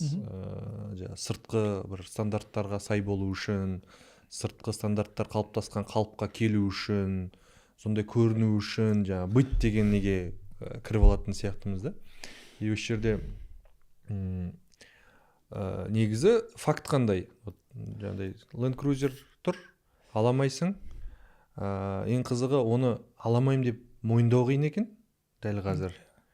И оны ең адамның осы жерде жіберетін қателігі, оны ала алмайын деп мойындаса, ол жауапкершілік алатын еді. Дәл қазір бұны алуға менің ақшам жоқ. Деп неғылса ол факт болады. Бірақ табуым керек десе болады. Иә, бірақ таба аламын. Таба аламын, жұмыс жасау. Сынып қалмау керек. Жоқ демей. Көп адамдарда мен мынандай нені байқадым. Жаңағыдай нені құнсыздандырып жүреді. Иә. Болмайтын машина ол. Болмайтын машина ол. Салоннан шыққан күн екесі арзандап кетеді дейді. Кезінде айтағанбыз. Немесе бір танысың жаңағыдай не алыпты десе, негізі сен мойындай алмай тұрсың. Сен де алғың келеді. Бірақ факт бойынша сенде ақша жоқ. Негізі жауабы өте оңай еді оның. Менде ақша жоқ. Қазір ақша жоқ. Ол жаман сөз емес сіз айтқандай. Жетпейді ақшам, иә. Ол наоборот жауапкершілік алдың. Сен фактыны фиксировать еттің қазіргі. Фактыны фиксировать еттің. И бір неке қысқа мерзімді дейміз ба, бір мақсат пайда болды. Жұмыс жасауға болатын, қабілетін сол жақта сынақ көруге болатын. И тура сол осы нәрсе пайда болып тұрған кезде соны сол жерде өлтіріп тастайды екенбіз да. Бұл онша емес машина. Бұны мен ана жақтан көргем, бұзыл қалады, не қылады деп жаңағы адам менде ақша жоқ деген нәрсені айтпас үшін сондай бір альтернатива ретінде екінші нені. Ақша жоқ десе ол еще ояну керек еді, сынып қалмау керек бірақ. Біреулер вообще сынып қалады. Біз осы өмір бізге жетпейді, осы қолым жетпейді деп сынып қалуға болмайды. Бірақ күйіп кетуге де болмайды. Былай болу керек та. Мен айтамын, ол сіздер мысалы кәсіп жағын күшті бір үйреттіңіздер ғой, пәлен бай адам қалды, тренингтеріңіз болды, нелер болды, керемет. Ол кісілер отзывтарын мен естідім ше, маған бір кісілер келді. Сол кезде күшті болып қалдық деді. Ананы рет бір кісі келді маған айтты. Содан кейін Құдайға шүкір жұмыстан шығып кеттім, үйтім. Болмайтын жұмыстан шығып кеттім деген сияқты. Жұмыстан шығу мақсат емес қой, бірақ енді ол кісінің жұмысы ауыр болған екен. Сөйтіп кәсіп бастадым, үйтім деді. Енді мынау мәселеде күйіп кетпеу маңызды екен да, күйіп кетпеу. Жетпейді, мен ешқашан жетпеймін бұған. Біздің әулеттен бұндай шықпаған, тыныш деген сияқты. Бірақ тура сіз үйретесіз ғой, жаңағы бизнес қалай жасау керек нәрсе. Бұл бір мен айтамын да, тамақ жасауды үйренген сияқты ғой деймін да. Просто мен айтпаймын да, мен қолымнан шықпайды деген өтірік. Сен үйрендің ба, тамақ жасау үшін бірінші майды қыздыру керек. Сосын барып пиязың саласың, пияз кішкене қызады, сосын сәбіз саласың, сосын ет саласың. Кек карта бар. Иә. Сосын күріш саласың, су құясың. Жоқ, сен бірінші күріш салып қуырып алсаң, бүлдірдің сен. Сосын сен білмейсің ғой.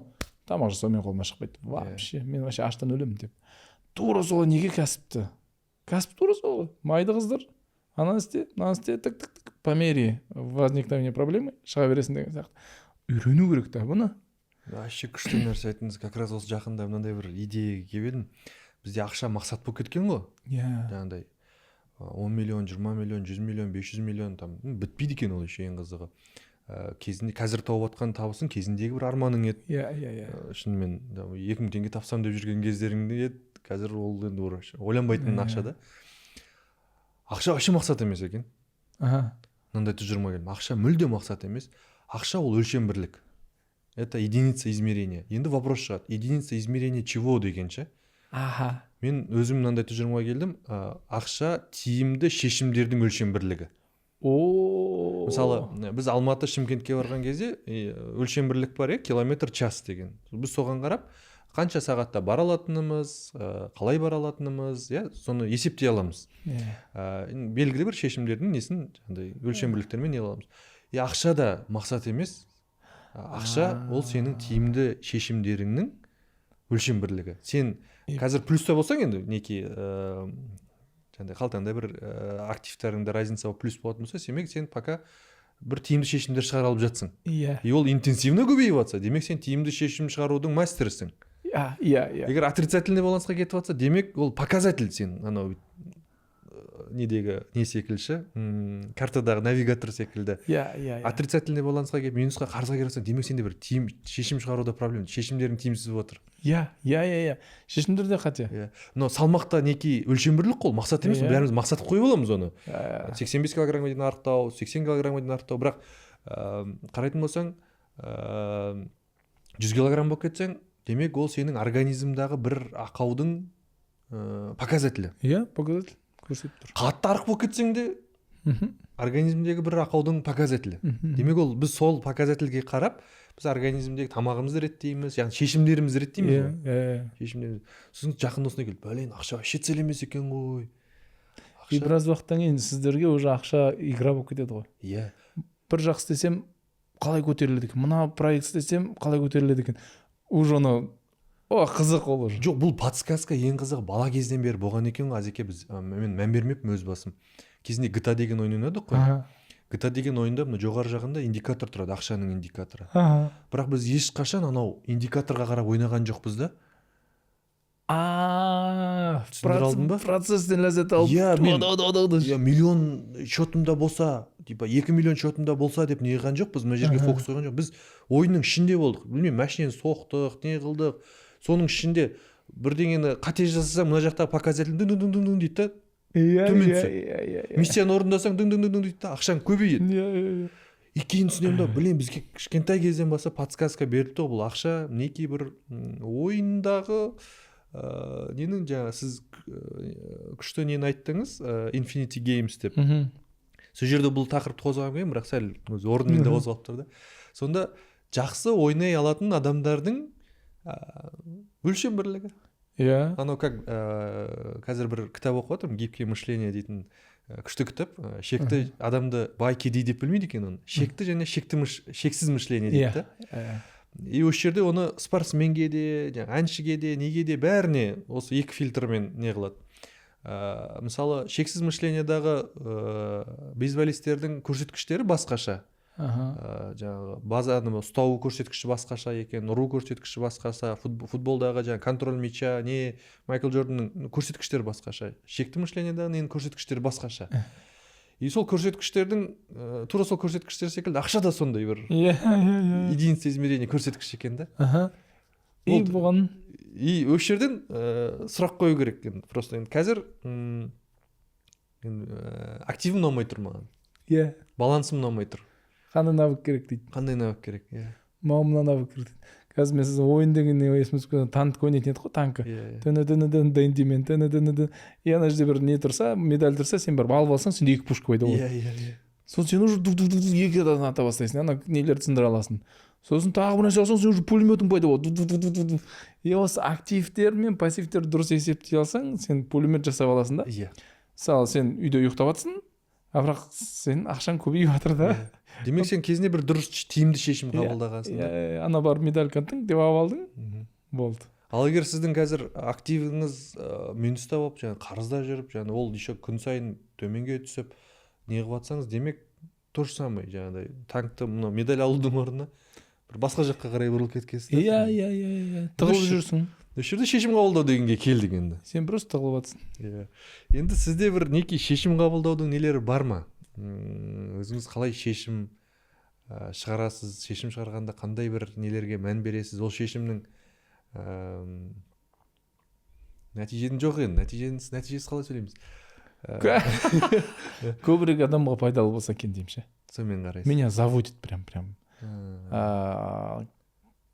Мен күтпедім, бірақ ана кітап мысалы солай болды. Я білмеймін, өз периодтар бар жылдың, сол периодта көп өтіп кетеді өзіме. 100 000 дана басылды уже. Енді вау, мені бұл заводит. Көбірек адамға пайдасы тиіп жатқан сияқты. YouTube канал жасайсыз. Просмотрлар көбейіп жатса, оқырмандар көп болса, мен айтамын, вау, пайдалы болып жатыр екен ғой. Адам просто так жазылмайды ғой. Пайдалы бір нәрсе, мынаны тыңдап тұрайыншы дейді. Пайдалы бір нәрсе отыр екен. И басқа біреулерге пайдалы болса, жеке мені бұл заводит, и қызығы ақша да көбейеді. Иә. Ақша да көбейеді. Мысалы, қазір ана бір бады шығарып жатырмыз, тоже мен ойладым ше, адам ұйқысы реттелсе екен деп. И вдруг бұлай физический әрекетпен болмай жатса, давай кішкене онда немен де жаңада бадымен, витаминмен көмектесе аламыз деген не болды. И енді басталды, бірақ білмеймін, бұл да көп таралса, мен қуанам, адамдар шынымен нетіп жатыр деп. Былай ғой, ұйқысы дұрыс адам, ол отбасымен де күшті араласады да. Ұйқысы қанған адам, ол спортымен де айналысады. Ұйқысы қанған адам, ол таң намазына да тұрады. Осыған мен себепкер бола алсам, каким-то бір кішкентай бір нәрсемен, мен айтпаймын, мен өмірін өзгердім, никогда. Кішкентай бір үлес қоса алсам, мен бақыттымын. Мен бақытты болсам, оказывается, ақшам көбейе береді екен мен. Сондай бір байланысты түсініп сондай бір алдыңыз. байланысты түсініп алдым. Өзі шешім қабылдаған кезде менің бұл шешімім жаңағы адамзатқа немесе адамдарға пайдалы ма деген фильтрмен қарайсыз ғой. Иә, конечно, мойындаймын, ақша да бар. Андай емес, типа там филантроп тек пайдалы болса болды. Жоқ, ақшасын да есептеймін мен. Так, выгодно ма? Мен қазір қаншаға шығарамын, қаншаға сата аламын, оның ішінде мынандай нәрсе саламыз, оны да есептеймін. Бірақ мен все же хочу верить, что самое главное пайда. Мен Англияда бір үлкен профессормен кездестім, ақсақал. Сонымен сұрадым, аға дедім, мен кітап жазамын дедім да. Мен сенгім келеді адамзат үшін, білмеймін, алла разылығы үшін пайдалы бір білім болсын деп сенгім келеді. Сол үшін. Бірақ аға, мен көп ақша тауып алдым деймін да, мен үшін көп ақша. мен көп ақша тауып алдым деймін да. Теперь менде ой болып қалды деймін. Мен ақша үшін жаздым ба, пайда үшін жаздым ба? Қалай шешем осыны дедім, ана кісі бір сөзбен күшті жауап берді. Просто қайтыс болып кеткенше осы сұрақты ұмытпа, басында тұрсын деді. То есть некий баланс ұстап тұрсың, стоп, там дұрыс па, ниетіңді тексере бересің да. Так, деп ақша деп кеттің ба, или пайдалы болу бар ма? Вот тың балансты ұстап отыр дейді. Просто осы сұрақты ұмытпасайшы болды ғой деді. Өте әдемі. Сізде прям менің көзқарастарымды өзгертіп жатсыз. мен былайынан қарайды екенмін. Жаңағы ақша ол тиімді шешімдердің өлшем бірлігі дедік. Енді мен больше андай физика жағынан келеміз да, біз виде бір алгоритм, протокол, бір формула не болмаса, знаете, работает. Бұл әлемді құры мистика деңгейінде, жаңағыдай не деңгейінде түсіну, қабылдау қиын маған. Алла тағала өзі себептермен жаратты ғой. Допустим, тау судан төмен қарай ағады, неге? Өйткені гравитация бар. Су таудан төмен қарай ағады. Алла тағала қаласа тауға да ағыза алады ғой. Бірақ Алла физиканың заңдылығын байлап қойды. Там сіз бен менің туылуым үшін 2 адам болу керек болды. Бір адам болса болмайды. Енді Алла тағала бол десе, күн десе, фаякун болады ол. Бірақ Алла физикаға себепке байлап қойды ғой. Так что бұны біз не етуіміз керек? Қабылдауымыз керек. Енді мен осы жерде мынандай бір фильтрлар шығарғам. Шешім қабылдаудың. Біздің жаңа ақша ол тиімді шешімнің жемісі. Енді тиімді шешімді қалай өндірем деген сұрақ шықты. Мен түсіндім, что ақша тиімді шешім жемісі. Енді тиімді шешімді өндірім қажет. Мен де көп кәсіпкерлермен жұмыс жасаймын. Тоже көп психиканы, психологияны көрдік адамдарды ше, әртүрлі шешім қабылдау алгоритмдер мен фильтрларын көрдім. Содан өзім мынандай бір 3 не қойдым, сита дейміз ба, 3 фильтр қойдым. Басынан шешім шығады, астынан менің ойымша пока шешімнің ықтималдылығы әзірге жақсы. Толық есептей алмаймын, бірақ жақсы. Бірінші фильтр деңгейі не травмообслуживающие решения. Яғни бұл шешімім менің бір нәпсімді қоздыру үшін, нәпсіме қызмет ету үшін жұмыс жасап жатқан жоқ па деген сұрақ қойылады. Орысша не травмообслуживающие это ли решение. Жаңағыдай мысалы кітап шығару арқылы мен өзімді крутой екен деп айтса екен. Жазушы не деген ана бір абайлардың қатарына қосып қояды деген сияқты. Если нет, екінші фильтрға өтеді. Если да, біріншіден отскок береді. Круто, да. Екіншісі, дәл қазір мен эмоционалды шешім қабылдап тұрған жоқпын ба? Яғни белгілі бір кортизол повышенный болып тұр, немесе дофамин повышенный болып тұр, шоколадқа тойып алғам, немесе түнде ұйықтамады, мелатонин жанбады, менде бір андай драйв болып тұр. Сондай шешім қабылдап тұрған жоқ ма? Либо жаңа біреумен ренжіп қойды, не қалды, содан кек алу деген секілді эмоционалды шешім емес па? Круто, екінші фильтр, Екінші фильтр. Өтсе үшіншісін өтеді, өтпесе екіншісінен отскок кетеді. Қабылдамаймын. Үшіншісі, оцифровано ли мое решение деймін. Белгілі бір сандарға бағына ма? Бұны өлшей алам ба, есептей алам ба? Потому что мынандай бір түсінік бар. Бұл әлемді біз өлшеуге тырысып жатырмыз барынша. И өлшей алатын нәрсемізді ғана басқара аламыз дейді. И тура сол секілді белгілі бір шешімдерге мен өлшем бірлігін енгізем жаңағыдай. Бұл жерде бір сан бар ма? Мысалы ол тренировка болатын болса, ол тренировканың саны болуы мүмкін, немесе салмақтағы сан болуы мүмкін, немесе анау көтеретін вестағы салмақтағы сан болуы мүмкін. Менде кәдімгідей не бар? Қазір жасап жатырмын, тренировка жасауымның үлкен заметкада не ашып қойғам. Әр айды 4 аптаға бөлем, әр жаттығуды неге былайынан бөлем. Мысалы бүгін 80 килограмм көтердім, ертең келесі аптада 82-де 5. Тренировканы оцифровать етіп жүрсіз. Потому что мен оцифровкасыз тренировка жасап едім. мен нәтижені не қыламадым, көре алмадым ша. И нәтижені көре алмағаннан кейін менде нәтиже жоқ секілді сенім не пайда болды. И прогрессияны байқаймын, динамика роста болмағандықтан мен алдын ала оны жоспарлай алмадым да, жаңағыдай андай бір. Динамика роста дофамин мен эндорфин бізге мотивация береді. Динамика ростаны білмесең, сен неадекватный жоспарлар қояды екенсің да. Кейін қарасам, мысалы мен кезіндегі арманым жаңағыдай 3 айдың ішінде нереальный качок болып шығу болған екен да. А динамика роста қарасам, адам айына, аптасына максимум 1 килограмм жир тастай алады екен. Это мықты атлеттер. Максимум 0,5 килограмм ет жинай алады екен. А мен нереальный нәрсені сұрап тұрмын. Бізге 5 килограмм ет керек дейсіз. 3 айда. Ол физически невозможный нәрсе екен да. Содан кейін ол динамикаға нені түсіндірдім. Енді сонда жаңағы не еп тұр, сіздің фильтріңіз жаңағыдай өзіңізге сұрақ қоясыз, мен адамзатқа пайдалы ете бола аламын ба деген сияқты. Мен фильтрім анау болып тұр. Осыған ойыңыз қандай? Тема, сіздің фильтр прям структурный екен. Мынау өте маңызды. Травма обслуживающий өте маңызды. Өйткені мен чисто травмамды жабу үшін жасап жатсам, скорее всего, ұзаққа бармайды. Ұзаққа бармайды. Азамат нормальный екен деп айтсын деген, кім айтты азамат не нормальный деп? Мен оны өліп тауып алғам. Ешкім айтқан жоқ қой. Нормально деп айтсын деп істеп жатырмын. Давай. Бұл біраз уақытқа дейін кішкене эффект береді. Потом өзіңе ренжіп қаласың. Потому что уже жетпейді саған. Анау да сені нормаль деп қойды, анау да нормаль деп қойды, анау да нормаль деп қойды. А мен әлі не нормальнымын. Потом түсінесің, сен екен ғой, травмаң. Мына әрекетің бәрі травма обслуживающий отыр. В каком-то роде бұл бар. Рас ол. Рас. Менің кейбір әрекеттерімді де мен мойындаймын, кейін ойлаймын да, сен сол жерде просто нету үшін жасадың ғой деп ше. Бұдан отскок беру керек. Екіншісі эмоциональный. Бұнда мен айтамын андай. Мұндан бір ұстазым бар еді, бразилиялық ханым, ел айтатында, you have to sleep after this. Сен ұйықтап алуың керек дейді. Орысшада ты должен переспать с этой идеей. Вообще басқа шешіммен тұрасың. Мен бір күні кешке қарай бір жігіт маған бір ұсыныс тастады.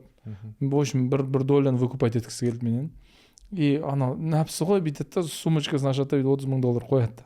Азеке, давай кеттік дейді да. И мен ойлап тұрмын, күшті ғой мынау деймін. Дәл қазір просто ештеңе істеген жоқсың, просто бір компанияның белгілі бір бөлігін бере саласың. Міне кэш, наличка барында қазір анан қыртасам деп тұрмын да. Бір 85%-ға дейін келісіп тұрмын ғой. Айттым пәленше. Мен почти келісіп тұрмын дедім, бірақ давай ертең айтайыншы дедім. Тәтті ақша болып тұр маған, наличка $30,000. Таңертең оянам.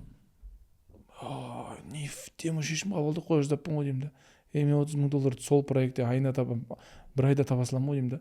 А сен ертең өмір бойы уже несің ғой деймін да, байланып қалдың ғой деймін да. Тиімсіз бүйтіп қарасаңыз. Өте тиімсіз ғой. Бірақ ана жерде эмоционалды ол күшті көрініп тұр. Еще кеш болып тұр ғой. Мен уже жаңағы мелатонин, кортизол көтеріліп бара жатыр, мелатонин бөлініп бара жатыр. Мен уже адекватный шешім қабылдай алмаймын. Сағат 4-ке дейін, 3-ке дейін екен ғой күндіз адекватный, логический шешім. Одан кетті. Все, енді кешке маңыз шешімдер қабылдау, мен айтам, нужно переспать с этой идеей. Көп жерде құтқарды ше, мен айтам, ертең жауап берейінші деймін. Жоқ, бүгін күйіп кетеді десе, ғыртады отказываюсь. Бүгін күйіп кетеді деген обычно триггер ғой. Триггер. Ертең жауап берейінші деген нәрсе көп нетті. Үшіншісі оцифровно ли ма? Оцифровно. Күшті. Бұл жерде мен 50/50, потому что мен ойлаймын, кейбір нәрселер вообще оцифровно алмайсың деп нетем. Но тема, прям 1, 2, 3. Осы керек. Чапити дәуіріне. ChatGPT да, жастар Чапити деген да. Енді Чапити дәуірінің бір зияны мынау да. Мен ойлана алмай қалам ше. Рас. Жаза салам. Ертең бір 5-10 жылдан кейін ойлана алатын адамдар өте қымбат болады ше. Бір жігіт айтады да, Азеке сіздің кітабыңыз алдында ұйқы деген неге жетпей, сол кітапты оқымадым дейді да. Мен негізі ұйқы үшін алғам дейді да, сол кітапты. Ұйқымды реттеу үшін дейді да. Мен айтамда бірінші бетін ашып, мазмұн деген жерден ұйқы деген тақырыпқа башасамадым ба деймін да. Күлетім, ойламаппын соны дейді да. Потому что сен уже ойлай алмайсың сен. Чапитиге жазуың керек сен. Сен кітабында ұйқы қаншасыншы бетте деп. Ол білсе, білет, білмесе, біттің сен. Потому что ойлана алу керек ше. Адамдардың бір жерде концентрация ұстап тұру уақыты қысқарған. негізі мынау мектептегі 45 минут, студенттік кездегі екі академиялық пара деген, бір академиялық пара 90 минут деген, ол сол кездегі зерттеулер бойынша подростықтардың, яғни балалардың фокустау несі екен ғой, уақыты. Анау ересек адамның фокустау уақыты, яғни 1,5 сағат болған ересек адамның фокустау уақыты. Баланыкі 45 минут. Қазір 25 минут. 25 минут. И төменге қарай кетіп тіпті 18 минут деп айтады даже. Да. Анау сол Ушинский, Каменский сияқты педагогтар оны зерттеген, миын ашқан, сол үшін бізде 45 минут қой. Прям сондай болған ол. Қазір 18-20 минут деп айтады. Сол үшін қазір сабақта да, мен мұғалім болдым ғой 8 жыл.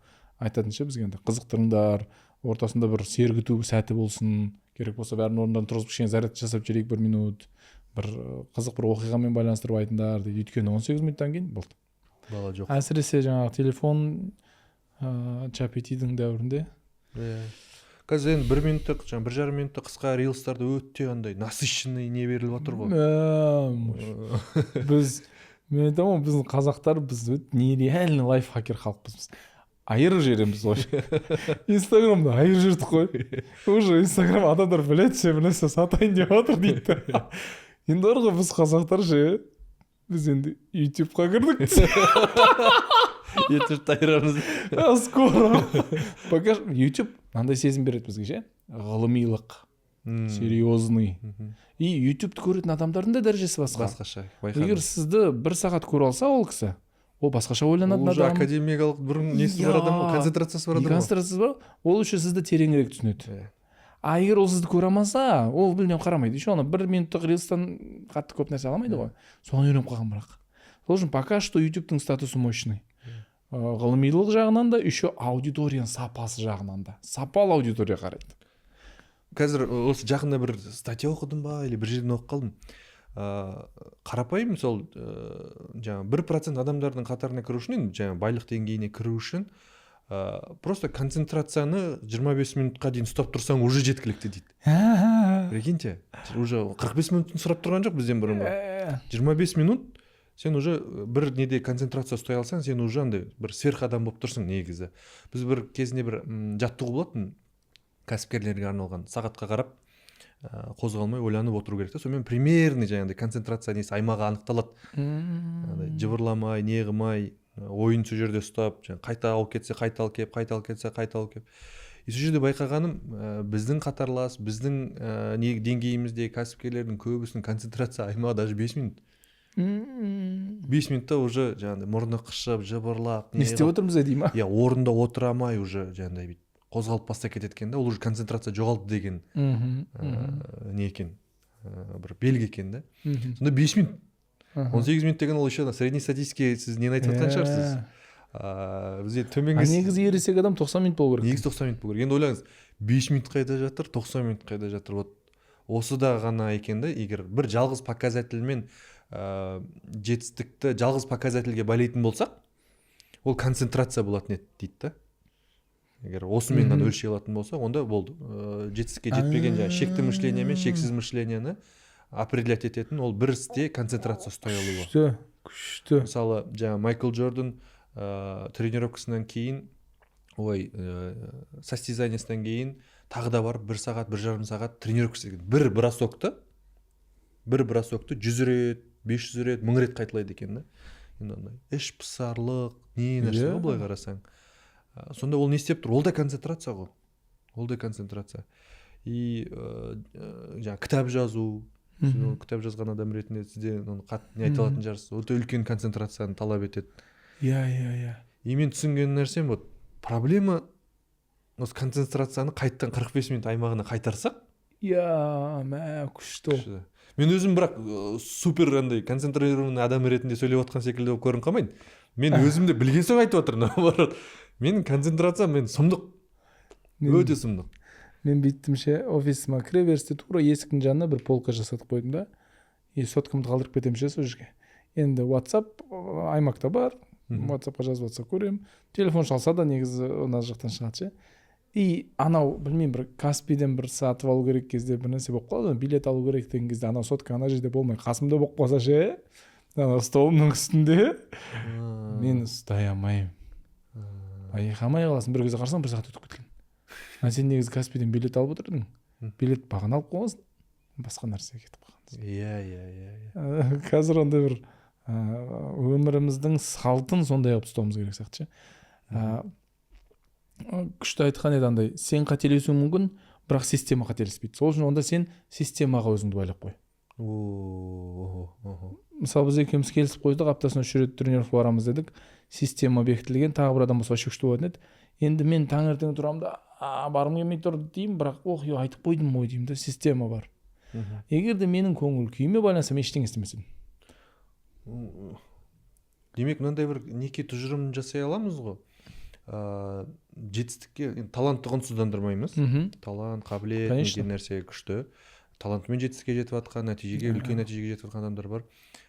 Бірақ жүйе құралу қажет. Жаңа сіз айтқандай, қаласаң да, қаламасаң да результатқа алып келетін жүйе құралу керек болып тұр ғой. Өмірімізге жүйе қойып тастасақ ше. Болды. Таңертең тренировка қойып қоясыз. Мысалы, дүйсенбі күні сағат 11-де маған домбыра ұстазым келеді офиске. 12-де Құран ұстазым келеді да. Менің настроением болмаса да келеді олар ше. Мен баруым керек, мен өзім танимын ғой. Мен баруым керек болса, настроением болмай тұрса, ауырыңқырап тұрсам, айтам ше, аға мен бүгін келе алмаймын дей салуы мүмкін. Олар маған келетін болғаннан кейін кішкене уже сіз маған күшті лайфхак бердіңіз. Мен жақында бір тіл үйренейін деп не бастадым. Мен баруым керек. Ол ұстазға. Мен 2 апта, 3 апта барып жүрмін. Нәтиже күшті, бәрі супер, бәрі ойдағыдай. Бірақ ақырында бір күн қарасаң дала суық, бір күн қарасаң пробка, бір күн қарасаң не. Сіз айтқан соң мен түсініп отырмын да, не үшін ол әдетті таста кеткенімді ше. Мен ойладым, оны басқа бір себепті не қылдым да, жаңағыдай ұстаз ұнамай қалды деген секілді ма?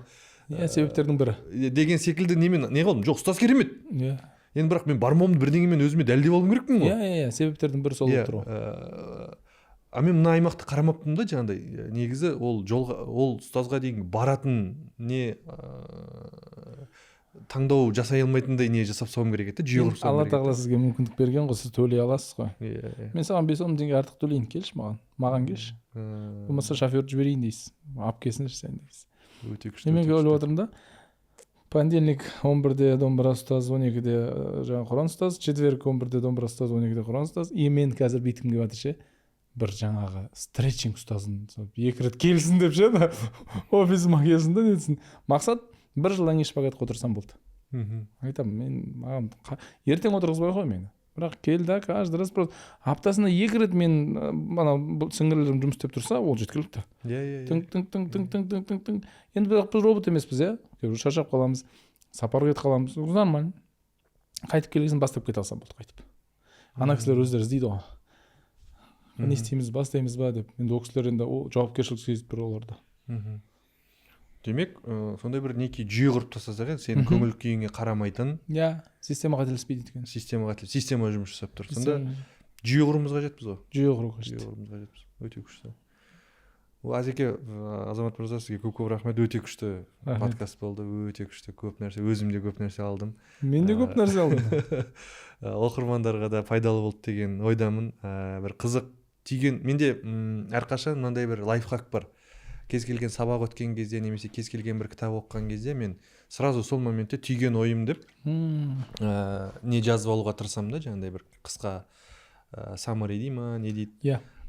Тура сол секілді бір 5 немесе 10 түйген ойыңызды жазып алсаңыз, ол закрепляться етеді. Комментарийға жазып кетіңіздер. Азамат мырзадан не түйдіңіздер? Жалпы осы подкасттан не түйдіңіздер? Келесі неде қандай тақырыптарды қозғағыларыңыз келетін еді. Сонымен бір кішігірім қорытындыласақ. Мен негізі жетістік алгоритмімізде келген адам едім. Алдым жауабын. Жүйе деген немен ақыры соңында айналып соған келдік. Жалпы ойым дұрыс екен. Мен өзі соңғы кездері мынандай нәрсені байқап жүрмін. Өзім далада жүріп шагат етіп бір тұжырымдарға келем. Соны жазам. Сосын өзім жақсы көретін, тыңдайтын жаңа сізден, Данияр Жігітбек бар, Әбілхайыр ұстаз бар. Солардың аузынан да сол тұжырымға келген кезде, онда бір аймақта жүр екенбіз дейміз да. Тура сол секілді, принципе бір аймақта жүргенімізге риза болдым. Адаспаппын деп өзіме бір не қылып жатырмын да. Күшті. Рахмет. Рахмет, көп рахмет. маған ең бір өзім түйген ойым ретінде айтатын болсам, нәтиже мен жетістік дегенді енді маған өзіме қатты нәтиже де жоқ, жетістік те жоқ. То есть оны біз как бонус ретінде қабылдаймыз. Бар болса күшті, жоқ болса да күшті. Иә. Ең күштісі жаңағы неизбежно нәтижеге алып келетін Әрекеттер жасау.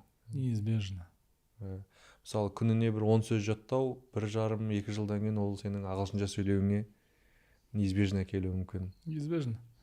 Күніне 5-ақ бет кітап оқу біраз нәрсеге алып келеді. Сондай бір нәтижесі қазір көрінбейтін, бірақ контрасте, жаңағыдай ұзақ мерзімді контрасте орасан зор атомный нәтиже беретін әрекеттер де болып тұр ғой, негізі проблема. Андай іш пысарлық, скучный әрекеттерде деп тұрсыз ғой, өте күшті не. Кстати, сәл ашылмай қалды, бір скучныйға байланысты өзімнің бір нем бар еді, оны келесі неге қалдырайық. Неге көп бизнестер алғашқы 3 жылда жабылады дегенге осы скучный деген жерден мен жауабын таптым ше.